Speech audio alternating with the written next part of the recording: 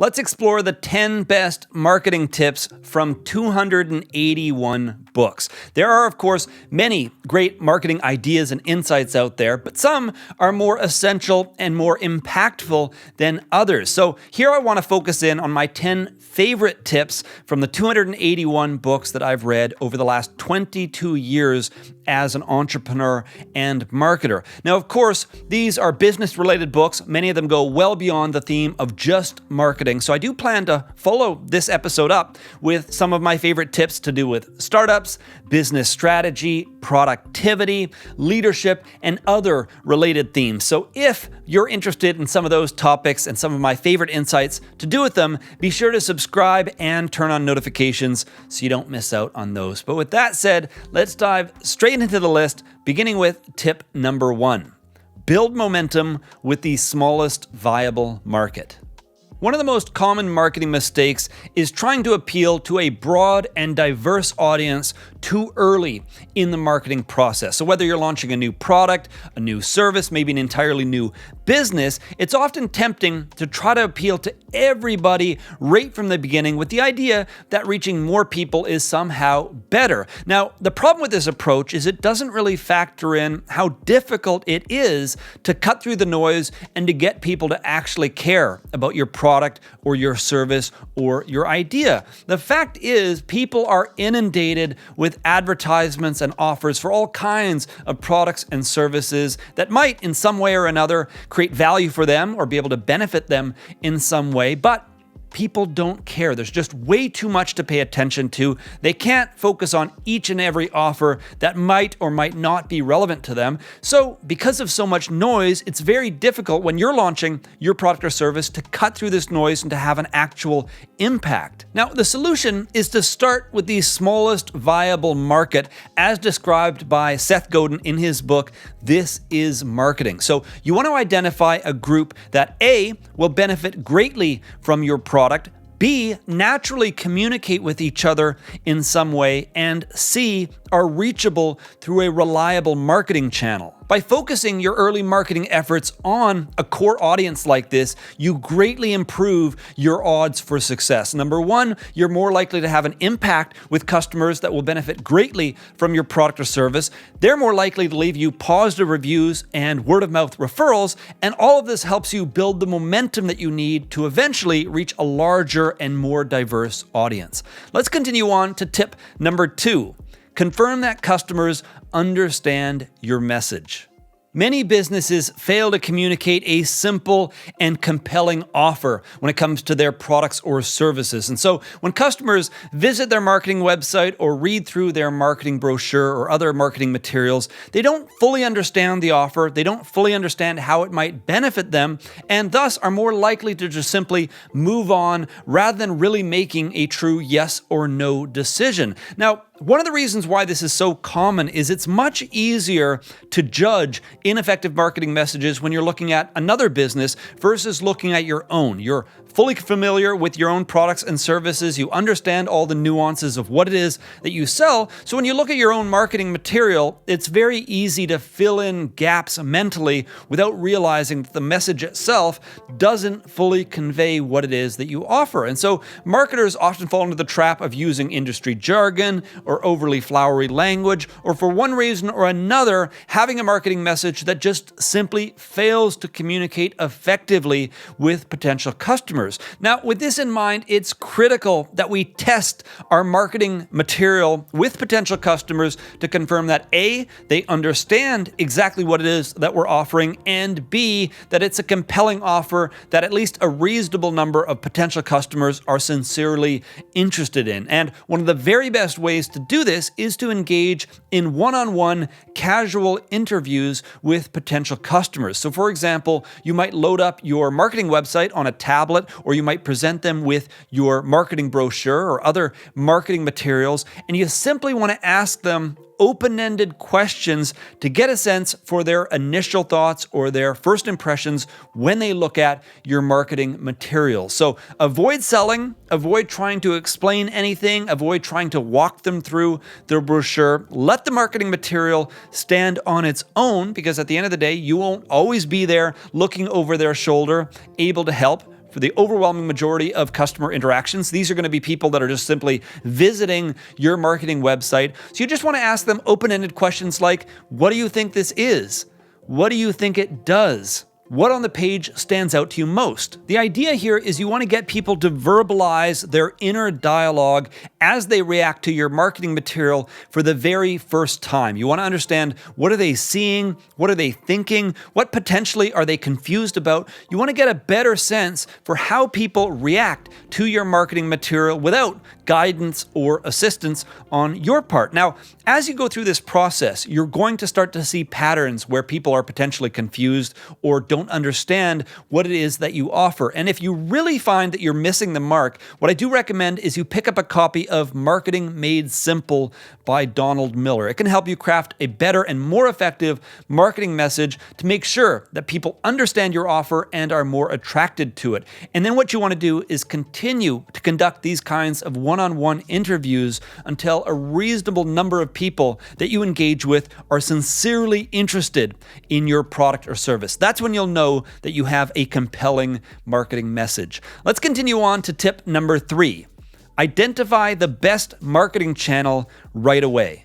There are many marketing channels that are worth considering today, including Facebook ads, Google ads, influencer campaigns, public relations, and of course, many, many others. Now, it's really important to note that the effectiveness of these marketing channels can vary wildly from business to business. So just because a marketing channel is highly effective for one business doesn't necessarily mean that it's going to be highly effective for the next business. And another thing that is really important to understand is that typically what many businesses end up finding out is that there is one marketing channel that greatly outperforms all of the other potential channels they could pursue. So if you identify the best possible marketing channel for your product, that gives you a massive advantage because early on, you're able to attract more customers to your business. Those customers help you fund further marketing efforts and potentially expand your team and invest in other products. And it can put you on a completely different trajectory in the future because you selected or started with the best possible marketing channel, as opposed to, of course, starting with a weaker channel, not realizing that you're on a weaker channel and everything across the board is just that much smaller. Fewer sales, fewer dollars coming in the bank, less profits, and less ability to reinvest in the product or the business as a whole. Now, when it comes to identifying the best possible marketing channel, the best method that I've found is the Bullseye Framework as presented in Traction by Gabriel, Weinberg, and Justin Mares. It's a step-by-step approach that can help you identify the best marketing channel with a reasonable degree of confidence. Step number 1 is to simply identify a bunch of promising marketing opportunities. And you want to go beyond traditional marketing channels that are popular in your business category or simply channels that you're already comfortable with. You want to have a complete list of potential channels to really stretch your creativity and consider things that you might not normally consider. And a great list to start with is the 19 proven marketing channels that are covered in Traction by Gabriel Weinberg and Justin Mares. Step number 2 is to brainstorm promising marketing opportunities for each one of those channels. So you take an individual channel, something like Facebook advertising, and come up with a legitimate strategy for how you could use that single channel to grow your business. And this is really important because for some of the more obscure channels, you might not really consider the channel until you take the time to actually brainstorm what you would do if that were the only marketing channel that you could rely on. So you want to take each of the potential opportunities and really try your best to come up with a compelling strategy. The next step is to select 3 to 5 of the most promising opportunities. So as you go through and brainstorm different ideas for different marketing channels, you want to eventually narrow that down to 3 to 5 of the most promising opportunities that on the surface seem to have the best potential for your business.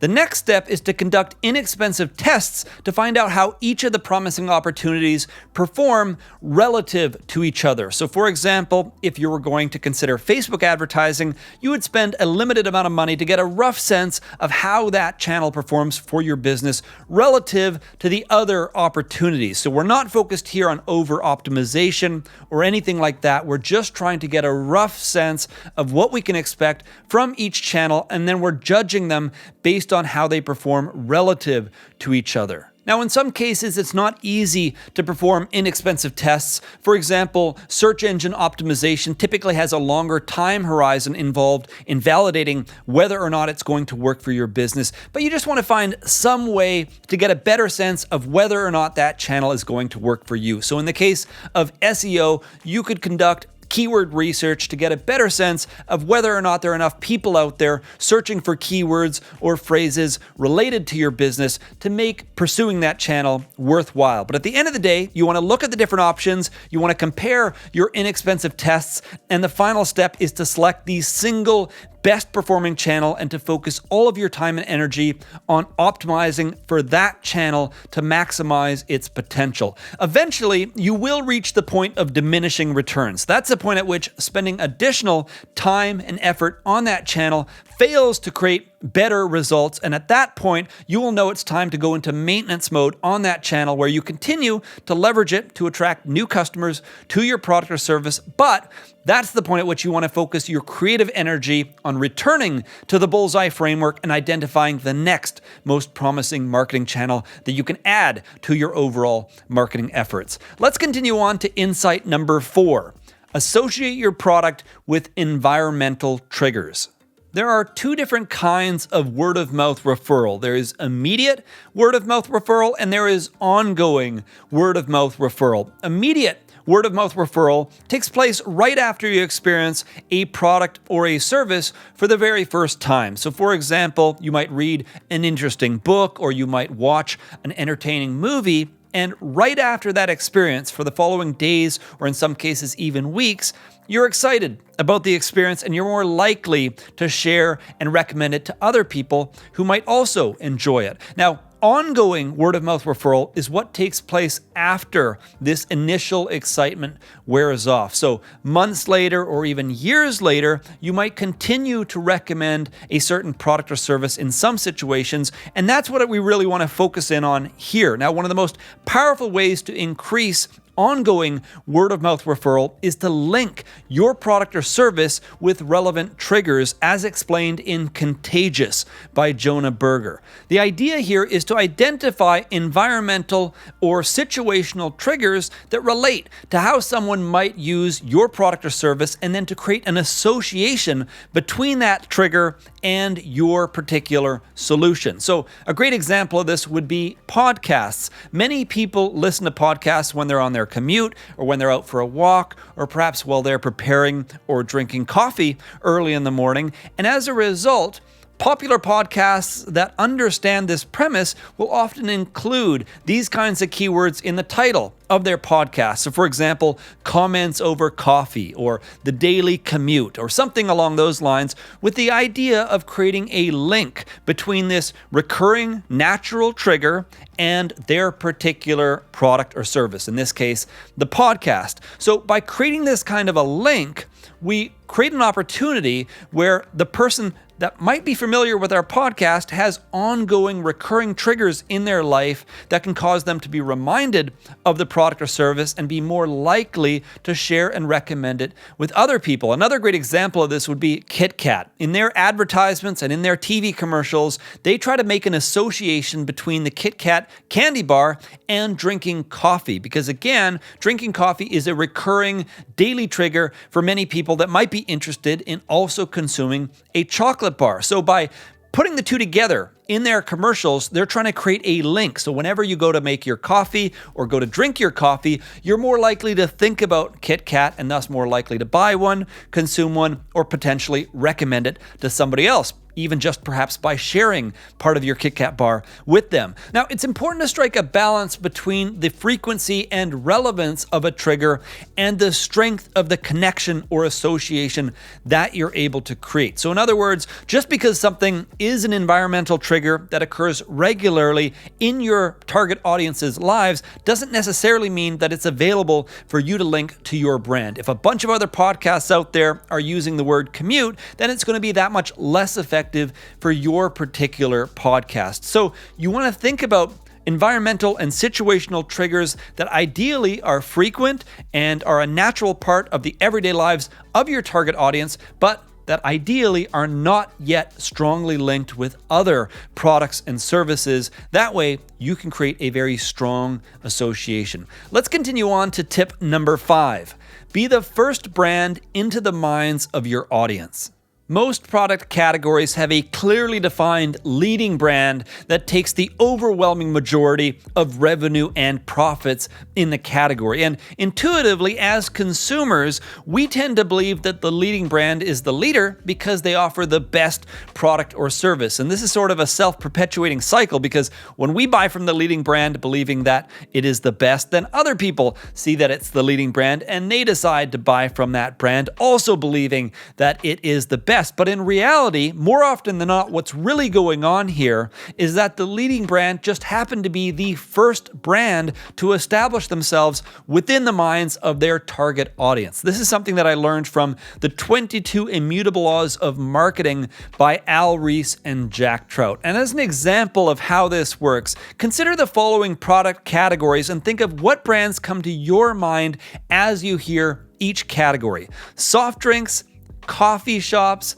electric cars, streaming television, and fast food. Now, if you're anything like the overwhelming majority of mainstream customers, the brands that came to mind are Coke, Starbucks, Tesla, Netflix, and McDonald's. Now, the reason for this is the way in which our minds create associations between new product categories and the brands that introduce us to those categories. So, for example, if you're being introduced to the concept of ketchup for the very first time, and it's Heinz that introduces you to this new category, well, you're going to create a mental linkage between Heinz and the concept of ketchup. And interestingly enough, once this connection is made, it's extremely rare that we change this association. It's far more likely that whenever we think of ketchup again in the future, we're going to be reminded of the brand Heinz. And so this is a massive advantage for any brand that's able to establish this kind of connection. Now, very important to note that it's not merely about being the first to create a product or service in a new category. What's critical here is getting first into the minds of your target audience. So if nobody knows that your product or service exists, then this connection is never made. So you not only have to be the first one to create a product, the really important part here is being first to successfully bring it to market. Now, whenever I bring up this concept with people, the number one question that immediately follows is, what am I supposed to do if I am not the leading brand in my category? How am I supposed to compete? This is a massive advantage that the leading brand has. So with that in mind, let's continue on to insight number 6. What to do if your brand is not the market leader. While it's best to be the leading brand in an established category, there are 3 alternative options available to non-leading brands that want to create a better future for themselves. Number 1, you can create a new category. Number 2, you can position yourself as the alternative brand. And number 3, you can take an existing category into a new market or to a new audience. Let's explore all 3 of these in a little bit more detail. By creating a brand new category, you can position your brand as the leader in that specific category. So for example, rather than trying to compete head-on with established social networks like Facebook or established user-generated video platforms like YouTube, TikTok created an entirely new category for short-form social video content. And by creating a category that was unique enough and different than existing platforms, they are now the leader in that particular category. Number 2, by positioning yourself as the alternative brand, you can find success alongside the leading brand. And that's because in any given category, there are 2 kinds of customers: those who want to buy from the leading brand and those who do not want to buy from the leading brand. So you can position yourself to capture that second group. A perfect example of this would be Apple smartphones versus Samsung smartphones. Apple is the leading brand in North America by a pretty significant margin, but Samsung has successfully positioned themselves as the clear alternative. So if you do not want to buy an iPhone for any reason at all, then Samsung is your brand. They're the clear alternative option. And the same is true of Coke and Pepsi or McDonald's and Burger King. There's almost always room for a second brand to position themselves as the alternative. And the key here is not to try to be better than the leading brand, but to try to be different, to always look for an opportunity to differentiate yourself or to provide what the leading brand will not. Now, the third option is to take an existing category to a new audience. And of course, the reason why this works is because this is all about brand perception. So if you can be the first brand to take a well-established category to an entirely new audience, then your brand can be established with that audience as being the first brand that they associate with that particular category. And a great example of this would be the Android smartphone manufacturers that focused on international markets long before Apple really pushed their iPhone in international markets. So even though the iPhone was dominant in North America, they didn't really focus on other markets, and thus that was still open for another brand to capture. Now, when it comes to defining a new audience, location is one of the better options, but you can also focus on things like price point or gender or age range or language or other factors like this. But the key here is making sure that you're identifying an audience that has not yet been won over by the leading brand in the established category. Let's continue on to tip number 7. Make it easy for people to experience your product.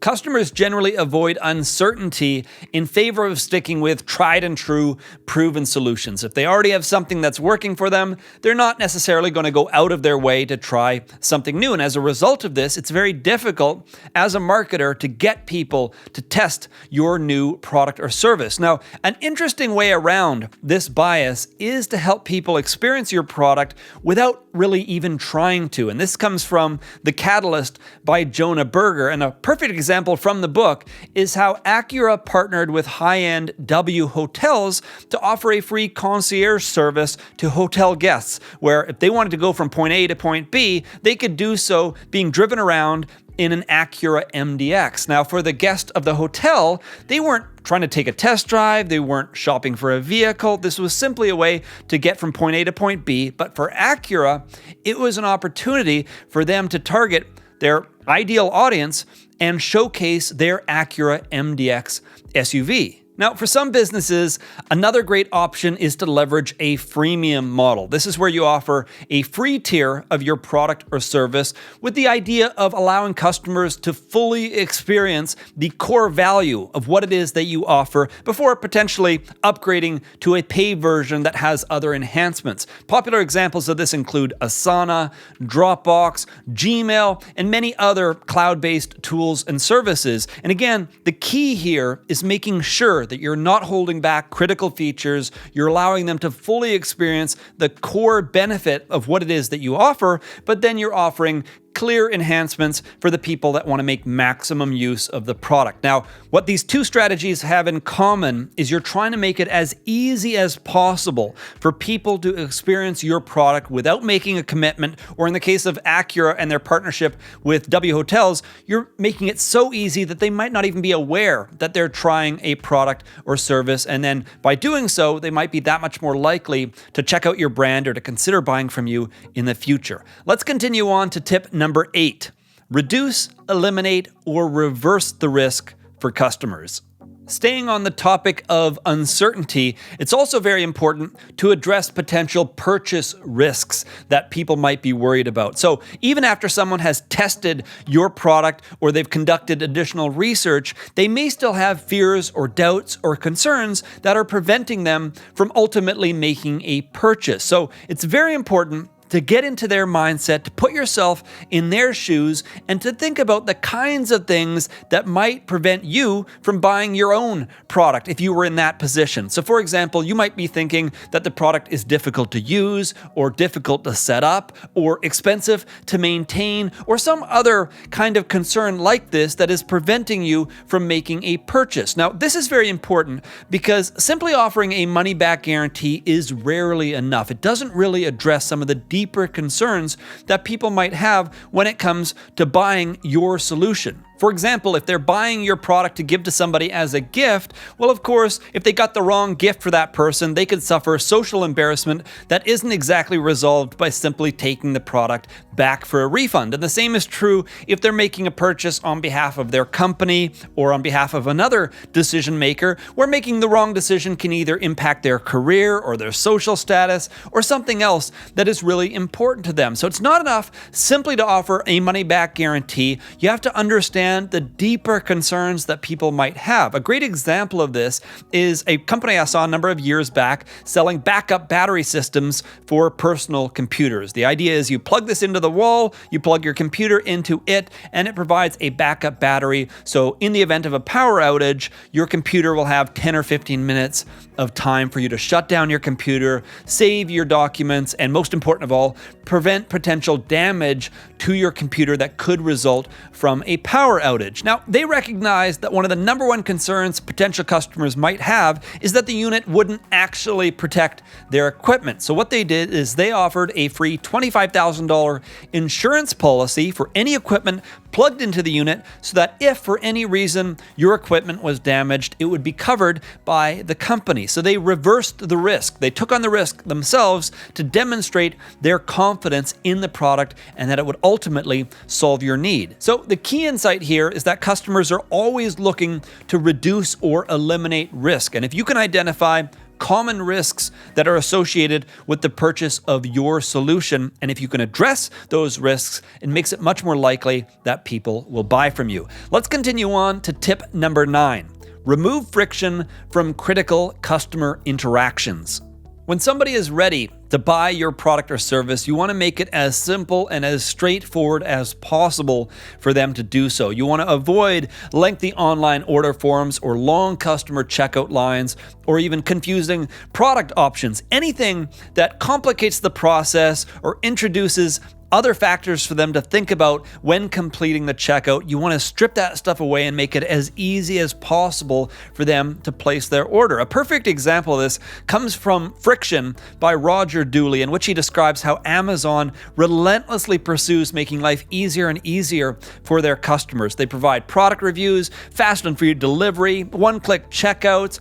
It's just all about making it easier and easier for customers to buy from them. And as Jeff Bezos famously said, when you reduce friction, make something easy, people do more of it. And this strategy isn't limited just to online businesses. McDonald's famously does everything they can to make life easier for their customers, including faster food preparation, drive-through ordering, self-serve kiosks, and even more recently, offering the option to check out via their mobile app. So the key insight is when you make something easy, people will do more of it. When you make something difficult or time-consuming, people will do less of it. So by making it easier for people to buy your product or service, you encourage more to do so. Let's continue on to tip number 10. Optimize for usage and engagement, not just sales. Marketing activities are typically centered around attracting and converting new customers to a business. And yet it's a big mistake to assume that marketing ends once a purchase has been made, because beyond attracting customers, one of the single most important activities that a marketer can engage in is ensuring that customers use and love the product that they have purchased, because a happy customer is far more likely to leave positive reviews, engage in word-of-mouth referrals, and potentially come back and make repeat purchases in the future. Conversely, an unhappy customer is more likely to request a refund, leave a negative review, and lose trust in the brand. So it's very important that you spend some of your marketing time and energy on ensuring that customers get up and running with your product or service and that they have an opportunity to get additional value from it on an ongoing basis. Now, when it comes to resolving these two things, there are two books that I highly recommend. Number one, when it comes to increasing customer activation and getting people up and running with a new product or service, I highly recommend Hacking Growth by Sean Ellis and Morgan Brown. And when it comes to increasing customer engagement and making products or services that change customer behavior so that they continue to make use of them over time, I highly recommend Start at the End by Matt Wallert.